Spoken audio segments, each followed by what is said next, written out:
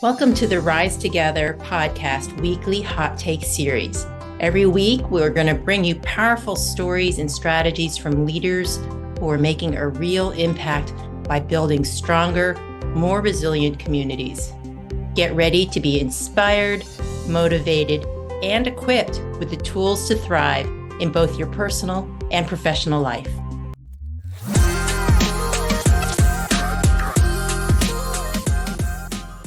Hi, everybody. This is Beth Almaris with the Foundation for Family and Community Healing. The Foundation is an organization that's really dedicated to helping individuals and organizations help build strength and resilience through skill-based education as well as leadership development. I'm really excited today. We have a really interesting guest, Dr. Sheila Krotz, who is an educator and neurodiversity expert and coach.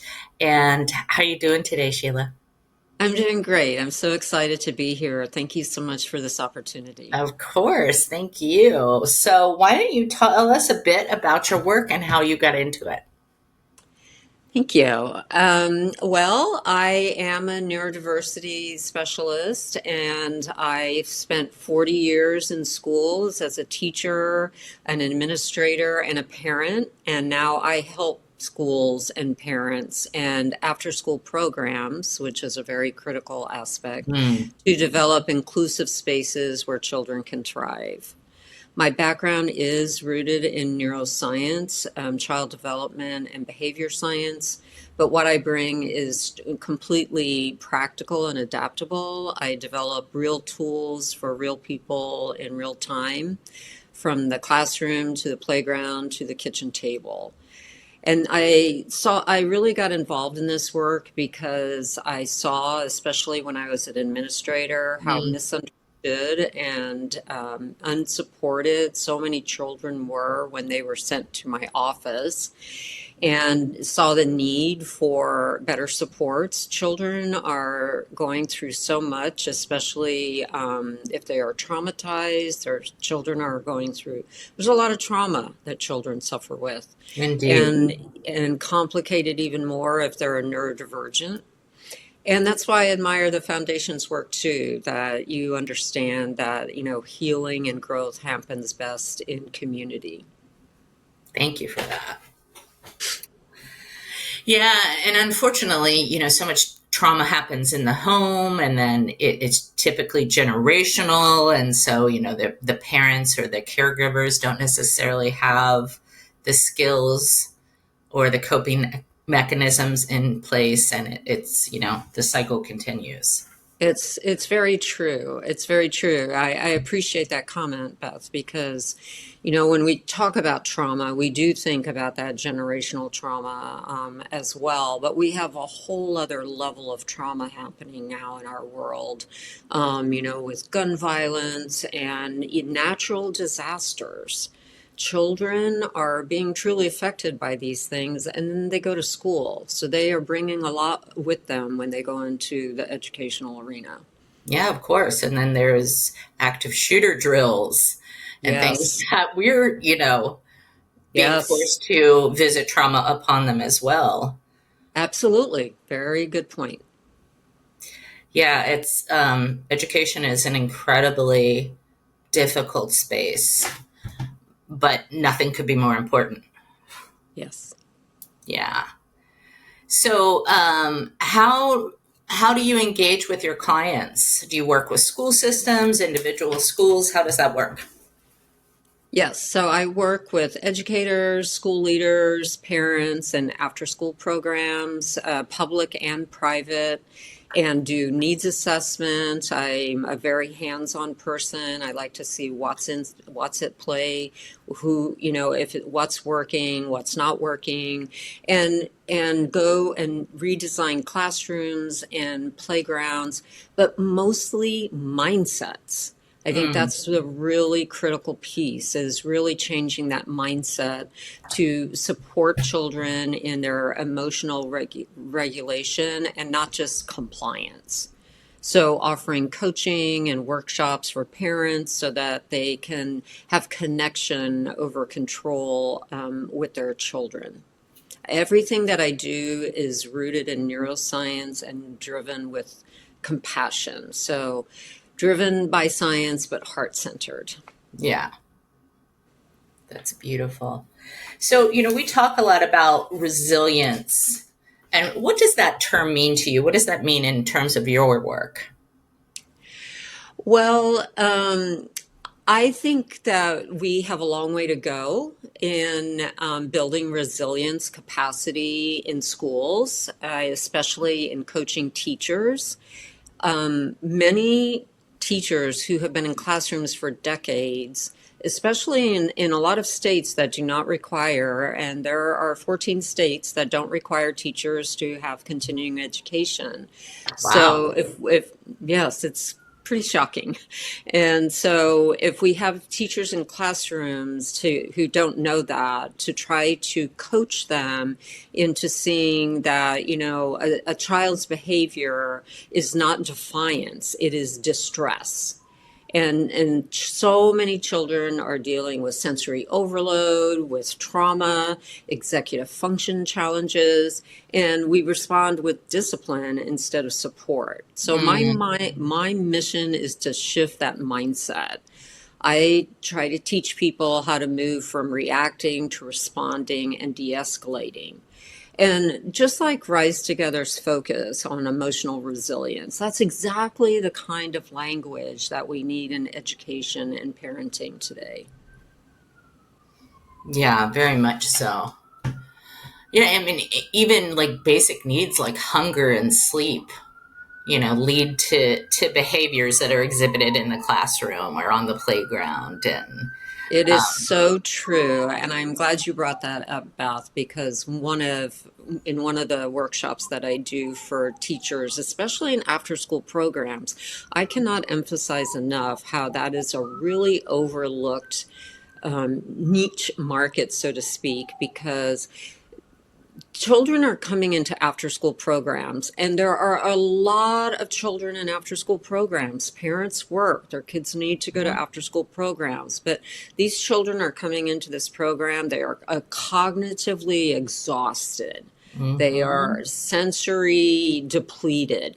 And coming into those areas, where they really need support and care is something that we really need to, take a better look at how we're supporting those children in those programs. yeah, absolutely.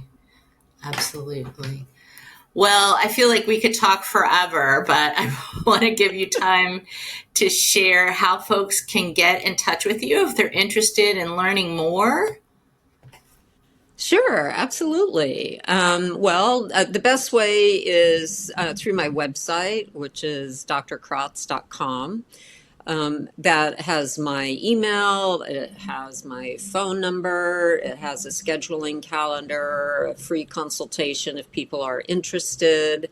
And so I appreciate, the outreach. I work all over the United States. I can come in person, I can work virtually. So I think that's one of the, great benefits of virtual work is being able to reach out to people that might not have been accessible before.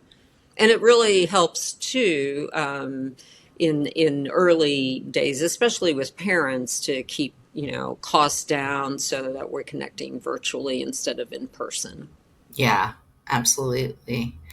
I mean, parents have so much on their plates. Just, yeah, as do educators and administrators. So really, this, I'm sure you do, the whole child model through ASCD. I've always Yes. really appreciated their work and really having us all look at the child and their community, their spheres of influence and their communities, their parents, their Absolutely. That's something that I really became engaged with for myself, for my journey and how I became involved in the work, without getting ahead of myself here. But I was a high school dropout and I didn't have a plan, but I was resilient.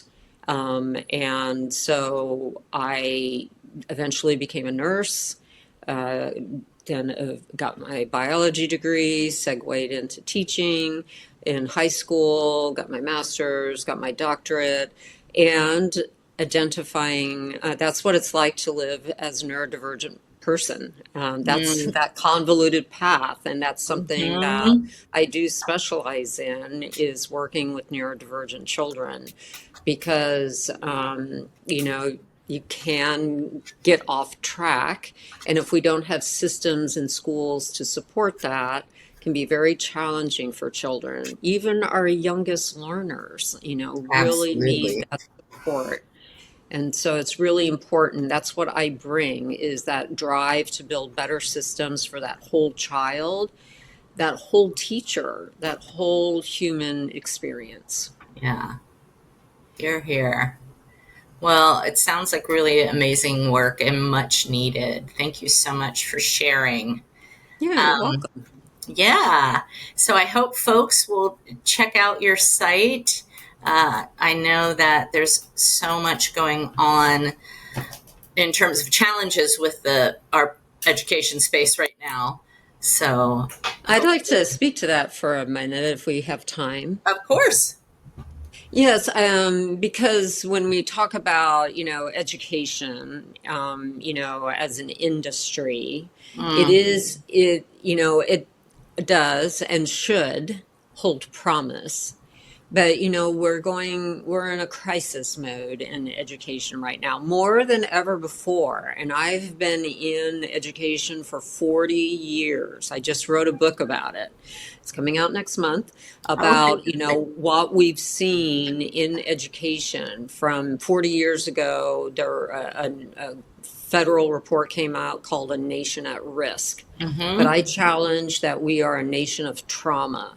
And unless educators dive into the neuroscience of child development from infancy through high school, we are really going to miss a lot of children, because that neuroscience and child development, and then the digital device use, we know how Mm-hmm. detrimental that is to the child's brain.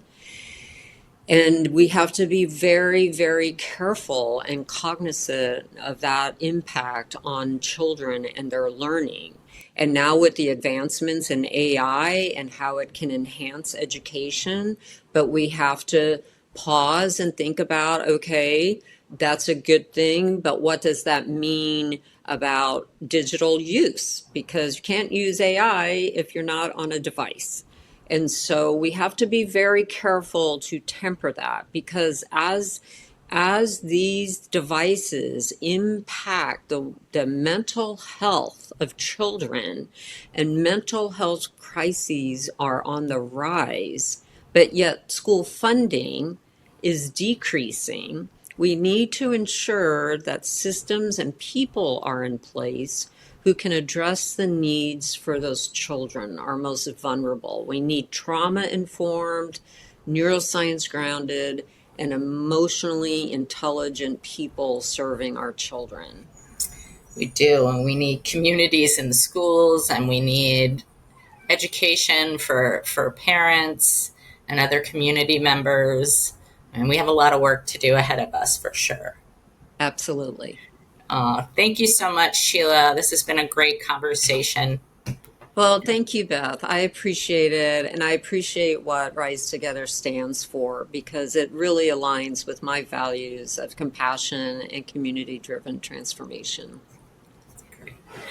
All right. Thank you so much. Take good care. And thank you to our listeners. Thank Bye-bye. you. Bye. Thank you for joining us today on our Rise Together podcast weekly hot take series. We hope you've been inspired by today's stories and strategies for building stronger, more resilient communities. Remember, resilience isn't just about bouncing back. It's about growing through every challenge to become bigger and better. If you've enjoyed this episode, please make sure to subscribe, leave a review, and share it with somebody who could benefit from these insights. Stay connected, stay resilient, and we'll see you next time.